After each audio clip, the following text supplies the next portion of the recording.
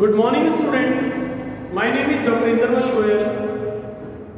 Today in this video we will discuss about various items to be presented in balance sheet of a partnership firm.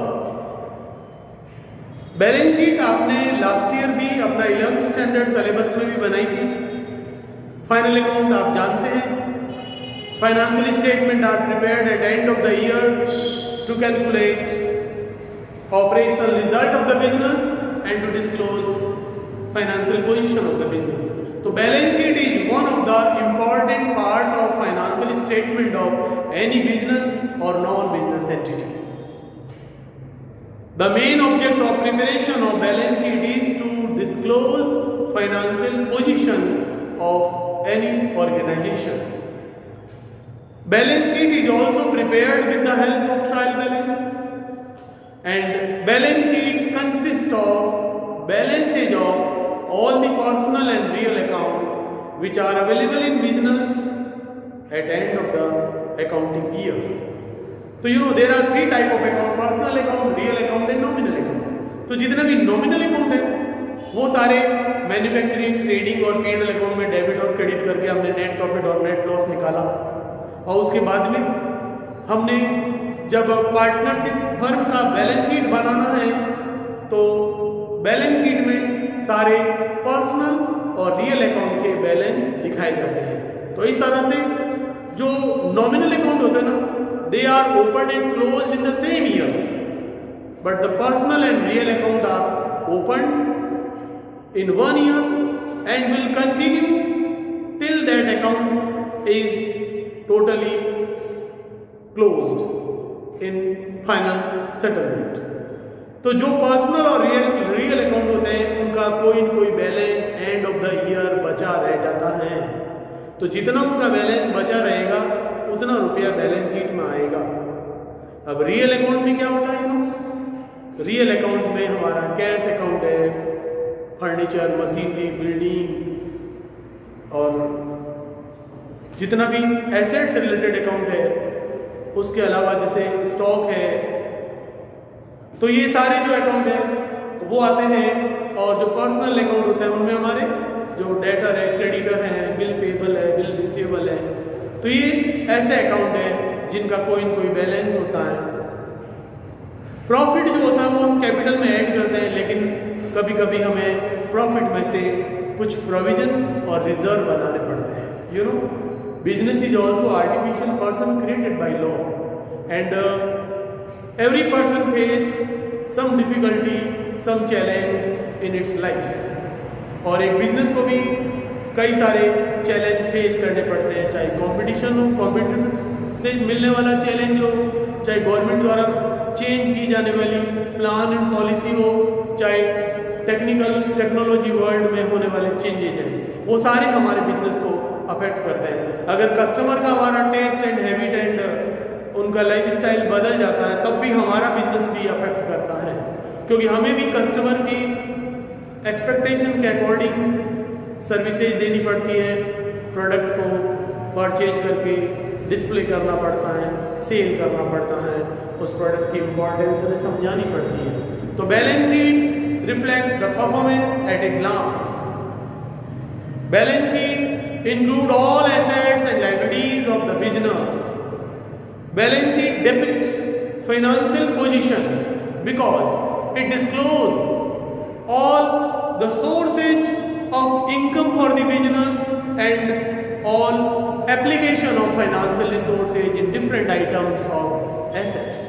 इसलिए किसी भी व्यवसाय को अगर आप अच्छी तरह से जानना चाहते हैं, किसी भी संगठन की स्ट्रेंथ को अगर आप जानना चाहते हैं, तो आप उसकी बैलेंस शीट को देख लीजिए. उसमें कितनी कैपिटल है और कितना रिजर्व एंड सरप्लस है, कौन कौन सी एसेट्स हैं, कितना कैश एट बैंक और कैश इन हैंड है, कौन कौन से प्रोविजंस बने हुए हैं. ये अगर आप देखेंगे तो आपको उसका इंटरनल फाइनेंशियल स्ट्रेंथ का जानकारी मिल जाएगी, and that will help you to make decision about that business. हमें उस बिजनेस से कोई ट्रांजेक्शन करना चाहिए या नहीं करना चाहिए, ये हमें आसानी से समझ में आ जाएगा. तो बैलेंस शीट एज ऑन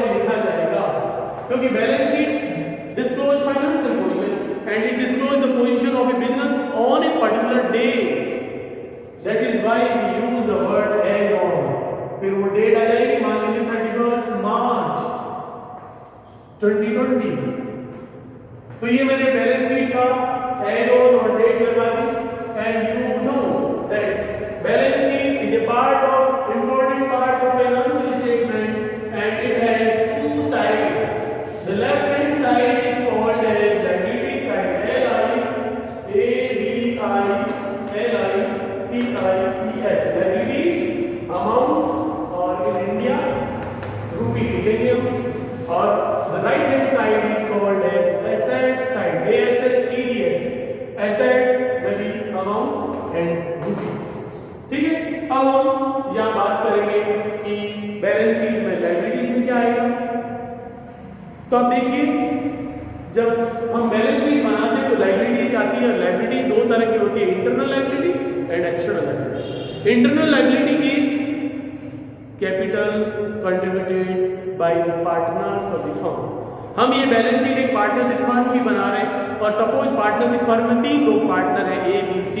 तो उनका है ना पार्टनर कैपिटल अकाउंट बनाने के बाद में जो अल्टीमेट अमाउंट ऑफ कैपिटल है टू बैलेंस CD वाला, वो हम यहाँ लिखेंगे। तो सबसे पहले लिख देते हैं partners capital account, partners capital account. और यहाँ पार्टनर के नाम है मान लीजिए A, B और C। तो उनकी जो कैपिटल है पहले आप अंदर लिखोगे और उसके बाद में आप इसे बाहर लिखोगे। ठीक है, और उसके बाद में जो है ना, जो पार्ट ऑफ प्रॉफिट जो हमने पिछले सालों में कमाया है और अभी हमने उसमें से कुछ रिजर्व बनाए हुए हैं, तो वो हम यहाँ अलग लिख देते हैं। और वो रिजर्व क्या है, जैसे जनरल रिजर्व। तो almost all kind of partnership business create and maintain general reserve out of profit to strengthen internal financial position and it is not for any particular purpose। जो रिजर्व सामान्य संचय बोलते हैं, सामान्य संचय लाभों में से बनाया जाता है कब, जब किसी व्यवसाय में अधिक लाभ होते हैं तो पूरा साझेदारों में नहीं बांटकर एक सर्टेन परसेंटेज है वो जनरल रिजर्व में ट्रांसफर कर देते हैं, ताकि अगर बिजनेस में भविष्य में कोई हानि हो, कोई बड़ा व्यय करना पड़े, कोई इंसिडेंटल एक्सपेंसेस हो जाए, तो that can be made adjusted out of general reserve. तो ये जनरल रिजर्व बनाया जाता है, ये इधर आएगा रिजर्व फंड। अगर जनरल रिजर्व में जो पैसा पड़ा है, अगर वो आपने बाहर कोई सिक्योरिटी में इन्वेस्ट कर दिया तो आपके पास रिजर्व फंड भी होगा। कभी कभी प्रॉफिट एंड लॉस अकाउंट का बैलेंस भी होगा, मतलब अगर आपने जो बिजनेस का जो प्रॉफिट हुआ वो अनडिस्ट्रीब्यूटेड प्रॉफिट है, अभी P&L अकाउंट भी पड़ा हुआ है, तो प्रॉफिट एंड लॉस अकाउंट भी इधर आ जाएगा। और एक पार्टनरशिप फर्म अगर बड़ी है तो उसमें कभी कभी एम्प्लॉइज के लिए प्रोविडेंट फंड भी बनाया जाता है, उनका PF का पैसा काटा जाता है, एम्प्लॉइज प्रोविडेंट फंड। ये एम्प्लॉइज का पैसा है जो गवर्नमेंट डिपार्टमेंट में हम जमा कराते हैं on behalf of the employee, तो ये रेस्ट्रिक्टेड प्रॉफिट है, इसको बांटा नहीं जाता। बाकी general reserve fund P&L account है वो फ्री रिजर्व है, वो उसको पार्टनर्स में बांटा जा सकता है। जब whenever there will be change in the organized structure of the firm, general reserve fund P&L को हमेशा बैलेंस शीट में जो पार्टनर्स कैपिटल में बांट देंगे। इसके अलावा और क्या रिजर्व बनता है, कभी कभी ये ना वर्क में कंपनसेशन रिजर्व भी बना लेते हैं, वर्क में कंपनसेशन रिजर्व। इसका मतलब है अगर एक बड़ी कंपनी है जहाँ पे फैक्ट्री है, उत्पादन होता है, जहाँ कभी कभी कोई एम्प्लॉय की कैजुअलिटी हो जाए और बड़ी अमाउंट देनी पड़े, किसी एम्प्लॉय का वर्कर का कोई हाथ कट गया, पैर कट गया, एक्सीडेंट हो गया मशीन से, और कंपनी को या फर्म को बड़ी अमाउंट अगर हट जाने के रूप में देनी है, क्षतिपूर्ति के रूप में देनी है, तो वो अगर बिजनेस में से दी जाएगी तो बिजनेस डिस्टर्ब होगा। इसलिए जो बड़े बिजनेसमैन हैं, जो अच्छे बिजनेसमैन हैं, वो अपने प्रॉफिट का एक सर्टेन पार्ट एम्प्लॉइज के वेलफेयर के लिए, एम्प्लॉइज के कोई एक्सीडेंट हो जाने पर उसकी कंपनसेट करने के लिए अलग से बना कर रखते हैं, ताकि अगर कभी ऐसा हो जाए तो वो एम्प्लॉइज को इंस्टेंट रिलीफ, फाइनेंशियल रिलीफ देने के लिए काम में लिया जा सके और बिजनेस की गुडविल को अच्छा बनाया जा सके। क्योंकि employer of a business organisation is like father of the employee. It is the part of the moral duty of the employer of any organization to safeguard the present and future interest of the employee. When he is in service, he is in service, and even after retirement, there must be the safety of the future of the employees of their organisation. क्योंकि कई बार अगर retirement के बाद में कई लोगों को कुछ पैसा नहीं मिलता, पेंशन नहीं मिलती है, तो उनका जीवन यापन करना मुश्किल हो जाता है। फिर अगर कोई लोग पूछे भी आप कहाँ काम करते थे, उस कंपनी में काम करते थे, तो उस कंपनी की बदनामी होगी। अगर कोई एम्प्लॉय 58-60 वर्ष तक किसी कंपनी में, फर्म में काम करता है और उसके बाद में रिटायरमेंट होते ही अगर उसकी आर्थिक स्थिति ऐसी नहीं है कि वो अपना परिवार का भरण पोषण कर सके, तो ऐसी स्थिति में उसकी संस्था का भी नाम बदनाम होता है।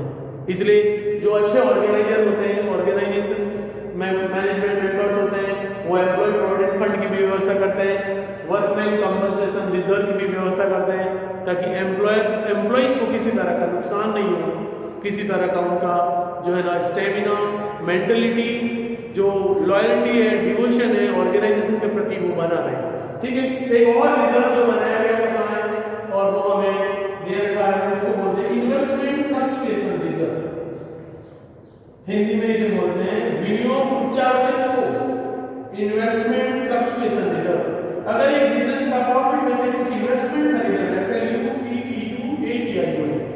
Investment fluctuation reserve, it is also created out of profit with a view to meet out the loss on account of reduction in market value of the investment in share and debenture of the company and investment in the bonds of any government agency।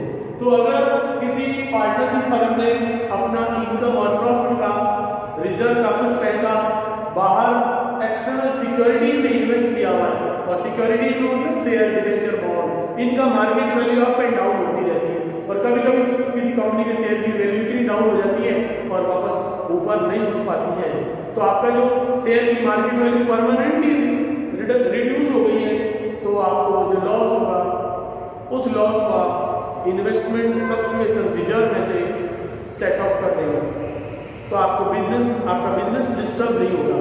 तो इसके बोलते हैं विनियोग उच्चावचक कोष। विनियोग के मूल्य में होने वाली कमी के कारण होने वाले लॉस का पूर्ति करने के लिए जो रिजर्व बनाया जाता है उसे इन्वेस्टमेंट फ्लक्चुएशन रिजर्व कहते हैं। तो ये कुछ आइटम होते हैं जो एक पार्टनरशिप फर्म की बैलेंस शीट की लायबिलिटी साइड में कैपिटल के अलावा होते हैं, राइट।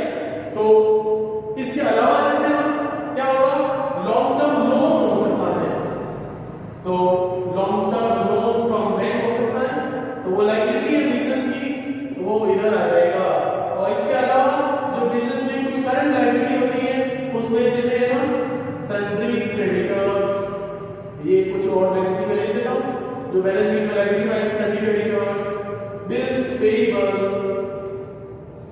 मैं सारे लायबिलिटी साइड का लिख रहा हूं, bill payable, sundry creditor, bill payable और आउटस्टैंडिंग एक्सपेंसेस,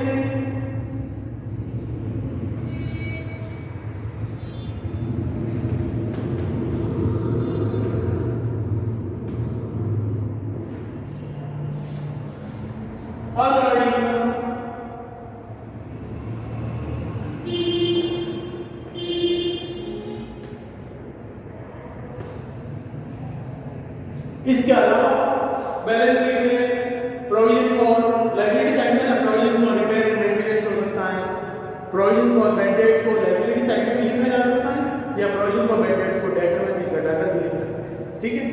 और अगर एक पार्टनरशिप फर्म में पार्टनर की जॉइंट लाइफ पॉलिसी ली गई है, तो वो जॉइंट लाइफ पॉलिसी का रिजर्व होता है, वो हम बैलेंस शीट में लायबिलिटी साइड में दिखाते हैं। तो joint life policy reserve account भी आप इधर देख सकते हैं, JLP joint life policy reserve, ठीक है। तो ये कुछ आइटम है जो मैंने बैलेंस शीट में पार्टनरशिप फर्म की बैलेंस शीट में लायबिलिटी साइड में लिखे हैं। इसके अलावा अगर बैंक का बैलेंस ओवरड्राफ्ट क्रेडिट है तो वो भी लायबिलिटी में आएगा, तो आप याद रखिए बैंक ओवरड्राफ्ट, बैंक का क्रेडिट बैलेंस बैंक ओवरड्राफ्ट कहलाता है और वो लायबिलिटी का पार्ट हो जाता है, और इसे आप बैलेंस शीट में लायबिलिटी साइड में लिखेंगे। तो ये लायबिलिटी साइड के आइटम्स है। अब मैं बात करूंगा एसेट एक पार्टनरशिप फर्म की बैलेंस शीट में एसेट साइड में होती हैं फिक्स्ड एसेट्स, और वो फिक्स्ड एसेट्स में हम क्या लिख देते हैं, लैंड एंड बिल्डिंग होगा, डेप्रिसिएशन घटा के यहाँ लिखा जाएगा land and building, plant and machinery, plant and machinery, furniture and fixture, furniture and fixture, motor car,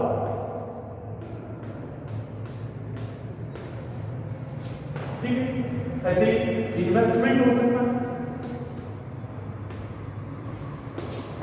एक बिजनेसमैन फर्म में लाइफ स्टॉक हो सकता है, camel, elephant, pony, life stock. तो land and building, plant and machinery, furniture and fixture, motor car, investment, life stock. इसके अलावा एक firm की बैलेंस शीट में गुडविल दी हुई होती है, तो ये गुडविल पेड गुडविल होती है, और जब भी अगर किसी पार्टनरशिप फर्म में ऑर्गेनाइजेशन स्ट्रक्चर में चेंज होगा, यानी कि एडमिशन, डेथ और रिटायरमेंट होगा, तो ये जो गुडविल बैलेंस शीट में एसेट साइड में दी गई है, इसको हमेशा राइट ऑफ करेंगे, इसे बैलेंस शीट में कभी नहीं दिखाया जाता। सिर्फ पेड गुडविल होती है, वो बैलेंस शीट में दिखाई गई है तो उसको हमें राइट ऑफ कर देना। फिर कभी कभी बैलेंस शीट में ऐसा दे रखा होता है advertisement suspense, advertisement suspense account, तो ये भी हमारा फर्म का एक्यूमुलेटेड लॉस है, एक डेफर्ड रेवेन्यू एक्सपेंडिचर है। अगर हम इसको पूरा राइट ऑफ नहीं कर पाए, उससे पहले ही अगर बिजनेस में कोई पार्टनरशिप फर्म में न्यू एडमिशन हो रहा है या रिटायरमेंट और डेथ हो रहा है, तो एडवर्टाइजमेंट सस्पेंस अकाउंट को भी हम ओल्ड पार्टनर में ओल्ड रेशियो में बांट कर बंद कर देंगे। कभी कभी पीएनएल का बैलेंस एसेट साइड में दिया हुआ होता है, प्रॉफिट एंड लॉस, तो ये एक्यूमुलेटेड लॉस है। प्रॉफिट एंड लॉस अकाउंट अगर एसेट साइड में दिया हुआ है तो इसे हम संचित हानि बोलते हैं, ACCUMULATED, एक्यूमुलेटेड लॉस। तो ये बिजनेस का एक्यूमुलेटेड लॉस है, संचित हानि है, और वो अगर एसेट साइड में दी हुई है तो इसे भी हमेशा ओल्ड पार्टनर में ओल्ड रेशियो में राइट ऑफ करके बंद करेंगे। तो जब आप एक पार्टनरशिप फर्म का बैलेंस शीट बनाओगे तो आपको इस तरह से आइटम दिखाने, ये सारे लायबिलिटी साइड में आने वाले आइटम है, ठीक है।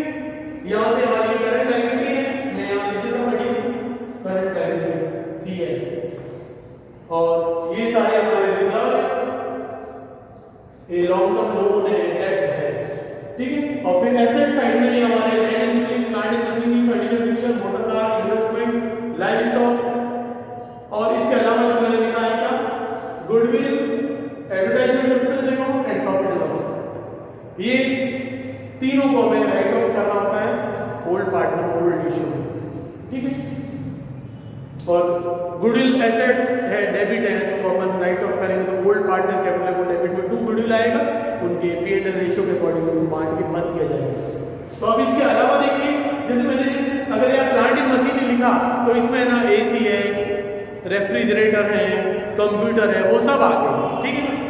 और लैंड एंड बिल्डिंग की बात की तो इसमें सारा बिल्डिंग और उसका बिल्डिंग से रिलेटेड एसोसिएटेड एसेसरीज और एक्सटेंशन है, वर्क इन प्रोग्रेस है, वो सब आ जाता है, ठीक है। अब हम बात करते हैं कि जैसे current assets,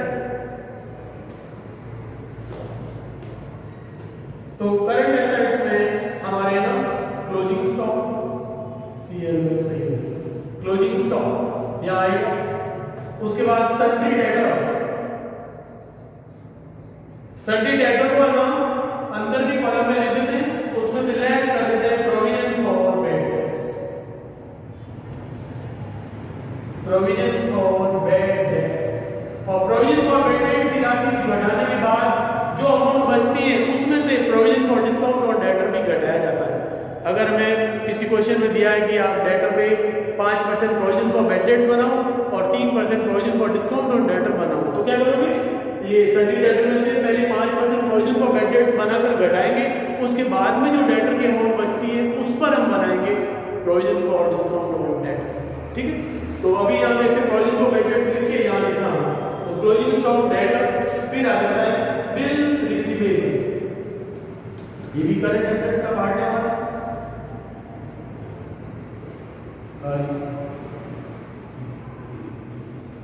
bill receivable, stock debtor DR, फिर कैश एट बैंक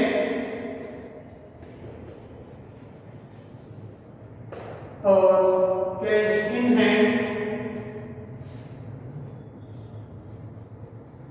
और एक करंट अकाउंट। अगर किसी पार्टनर का करंट अकाउंट का बैलेंस डेबिट है तो वो हम एसेट साइड में लिखेंगे, इसमें यहाँ नीचे लिख दो partners current account debit balance जिसका होता है।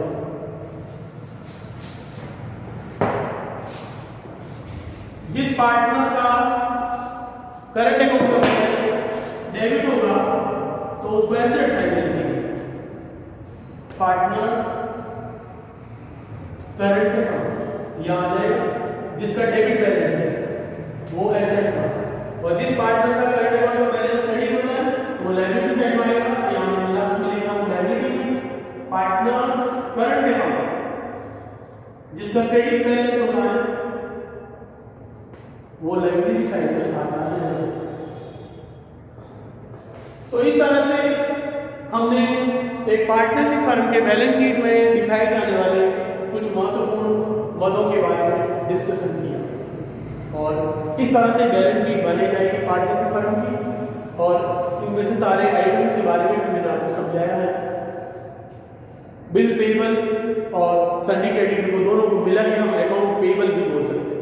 कभी कभी लिखा होता है अकाउंट पेबल, तो इसका मतलब है वो सन्डी क्रेडिटर एंड बिल पेबल दोनों का मिक्स अमाउंट है। ऐसे किसी बैलेंस शीट में एसेट साइड में लिखा होता है अकाउंट रिसीवेबल, तो अकाउंट रिसीवेबल का मतलब है सन्डी डेटर एंड बिल रिसीवेबल। तो इन दोनों की अमाउंट को मर्ज करके जब लिख देते हैं तो वो हमारा अकाउंट रिसीवेबल कहलाता है। ठीक है, और रिजर्व के अलावा प्रोविजन के बारे में मैंने आपको बता दिया। Provision for repair and maintenance, provision for income tax, provision for bad and doubtful tax, provision for discount on data, वो सब है ना इधर लायबिलिटी साइड में दिखाए जा सकते हैं। अगर provision for discount on creditor भी दिया हुआ है तो बैलेंस शीट में लायबिलिटी साइड में सन्डी क्रेडिटर में से घटाकर लिखेंगे। Provision for discount on creditor is against the conservatism concept of accounting, but it is sometimes created when there is a certainty of receiving discount from the creditor whenever they will be paid. Then provision for discount on creditors may be created while preparing financial statement of a partner's firm. अब यहाँ जो मैंने long term loan लिखा है, long term loan या आप bank loan भी लिख सकते हैं। ठीक है, और पार्टनर कैपिटल अकाउंट में कौन सी कैपिटल आएगी? कैपिटल अकाउंट बनाने के बाद जो क्लोजिंग बैलेंस बचेगा वो हमारे पार्टनरशिप फर्म की बैलेंस शीट में ट्रांसफर किया जाएगा। जो हमारी लैंड बिल्डिंग प्लांट मशीनरी है ना, इनमें डेप्रिसिएशन हम घटाकर रखेंगे। हमारे बिजनेस की बैलेंस शीट की एसेट साइड में गुडविल के अलावा पेटेंट राइट भी हो सकता है, PATENT, वो भी हमारे एसेट्स। आपको पता है इनटेंजिबल एसेट्स के हमारे 4 एग्जांपल हैं, goodwill, copyright, patent right and trademark. इनका कोई फिजिकल एग्जिस्टेंस नहीं होता है, but they are purchase by paying certain amount. तो पेटेंट राइट मतलब एकस्व अधिकार। It relates to a particular formula which is used for producing a particular product in a particular manner. It is purchased from a scientific organization and it is registered with you under the Patent Right Act, so that no one can manufacture and produce a duplicate product of your product. तो ये patent कहलाता है। Goodwill, patent और trademark में copyright भी होता है। Trademark का मतलब क्या होता है? व्यापार का चिन्ह। क्योंकि आपको पता है जैसे हमारे बाथिंग शॉप है तो वो भी कितनी कंपनियां बनाती है, सबका अलग अलग नाम है, सब अपना अलग अलग एडवर्टाइजमेंट देते हैं। ऐसे ही जो हमारा जो वॉशिंग जो डिटर्जेंट है, पाउडर है, उसकी भी बहुत सारी कंपनियां हैं, वो सब अपने अपने नाम से एडवर्टाइजमेंट करती हैं। इलेक्ट्रिकल फैन है जैसे बनाने की बहुत सारी कंपनियां हैं। तो आपको कैसे पता लगेगा कि आप कौन सी कंपनी का प्रोडक्ट खरीदना चाहते हैं। इसलिए क्या करती है, जितना भी कंपनीज होती है they have a particular trademark. जैसे चाय में ना ताजमहल चाय, तो ताजमहल का फोटो बना हुआ है, वो ताजमहल चाय हो गई, ठीक है। रेड लेबल चाय, तो उसमें रेड कलर का एक फ्लावर बना हुआ है, रेड लेबल, वो उसका पहचान हो गई। लाल घोड़ा काला घोड़ा टी, तो उसमें वो दोनों, एक लाल और एक काला घोड़ा बना हुआ है, so that you can identify. तो वो ट्रेडमार्क होता है।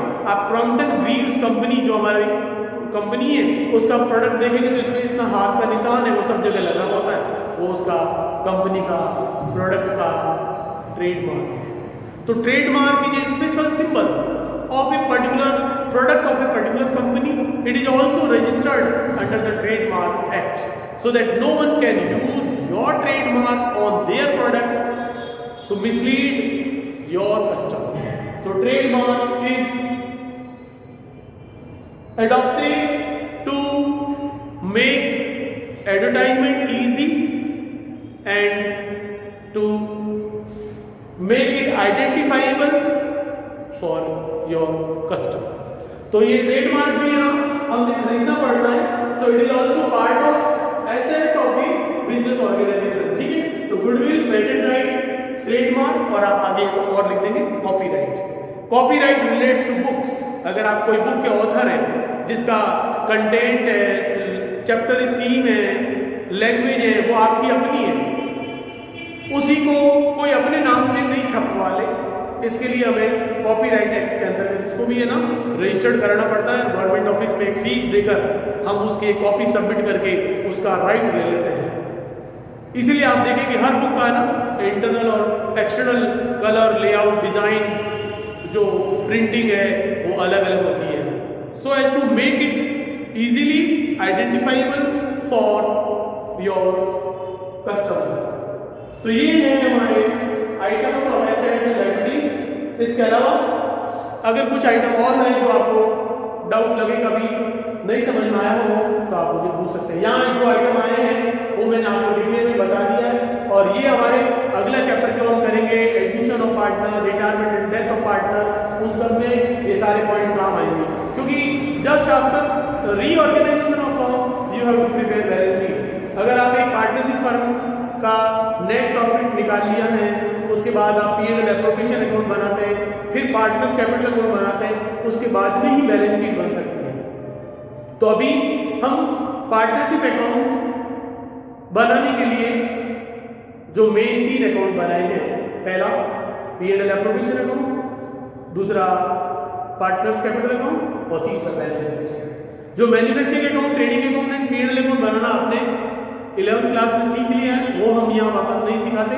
सिर्फ वहाँ से नेट प्रॉफिट जो होता है उसको P&L एप्रोप्रिएशन में ट्रांसफर करके फिर उसको डिस्ट्रीब्यूट करते हैं। तो अभी आपको ये फाइनल अकाउंट समझने हैं। अगर बैलेंस शीट अच्छी तरह समझनी है तो आपको पार्टनर कैपिटल अकाउंट को समझना पड़ेगा। तो इसके लिए मेरा जो अलग मैंने वीडियो बना के भेजा है वो आप देखोगे, और पार्टनर कैपिटल अकाउंट कैसे बने, उसमें आइटम कहाँ से आए, वो अगर समझना है तो तुम्हें P&L एप्रोप्रिएशन अकाउंट को समझना पड़ेगा। और P&L एप्रोप्रिएशन अकाउंट को समझने के लिए और इन तीनों फाइनल अकाउंट को समझने के लिए what is partnership, what is the relation among partners, what is partnership deed, how profit of partnership firm is distributed, how you will distribute the profit when partnership deed is not available. तो इसके लिए मेरा video number 1 basic feature of partnership वो आप देखेंगे। तो जिन लोगों ने अभी पार्टनरशिप की तैयारी शुरू करी है, या जिनको पहला और दूसरा चैप्टर अच्छी तरह समझ में नहीं आया है, तो वो अब मैं जो वीडियो आपको भेज रहा हूँ, क्योंकि मैंने वीडियो जो बनाना शुरू किया है it is from retirement and death. तो अब ये बेसिक फीचर ऑफ पार्टनरशिप पहला चैप्टर से मैं अब बना रहा हूँ और अब मैं आपको सेंड करूँगा। तो इसलिए आप सारे मेरे जो वीडियो हैं उसको अच्छी तरह से पढ़ें और उसको अच्छी तरह से वॉच करें। और जब मैं लिख रहा हूँ बोर्ड पे तो आपको भी लिखना चाहिए, आप अपना रजिस्टर मेंटेन करिए, क्योंकि एग्जाम तो होगा। आप ये मत सोचो कि हम घर बैठे हैं तो हमें एग्जाम नहीं देना पड़ेगा, एग्जाम होगा कि नहीं होगा। It is clear that you all have to appear in exam, there will be tough competition, you are in higher class, तो you should work hard and if you have any doubt you can discuss with me. तो please go through the book, watch the video, share this video, discuss with your friend and colleague, certainly you will be benefited. Being a student is part of your duty to be sincere and serious serious towards the study. आप जब तक खुद नहीं पढ़ोगे, कोशिश नहीं करोगे, तब तक कुछ समझ में नहीं आएगा, और अगर आपको कुछ समझ में नहीं आया है तो फिर एग्जाम में कुछ नहीं लिख पाओगे। So it is very important and necessary for you all to work hard and to study, keep your study continue to get good position in exam. तो आप ये वीडियो अच्छी तरह देखें और इससे आगे वाले जो मैंने वीडियो भेजे पार्टी से रिलेटेड वो भी देखें, और इसको आप शेयर करिए प्लीज़, और सब्सक्राइब जरूर कर लें और लाइक करिए। Thank you very much, God bless.